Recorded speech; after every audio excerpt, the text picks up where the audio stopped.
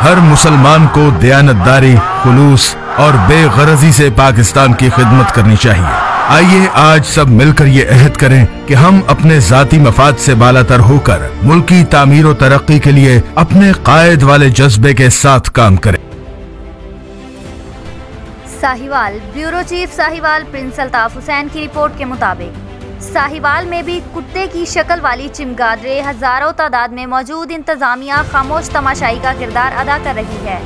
Commissioner house gate number 2 जो कि महकमा नहर के ऑफिस के अंदर मौजूद है, कुत्ता शक्ल वाली चमगादड़ें महकमा नहर के ऑफिस और कमिश्नर हाउस के गेट नंबर 2 के पास कदीमी दरख्तों और हजारों की तादाद में मौजूद हैं। इंतजामिया की तरफ से इंतजार किया जा रहा है कि ये चमगादड़ें इंसानों पर हमला करें, फिर कोई इंतजाम किया जाए।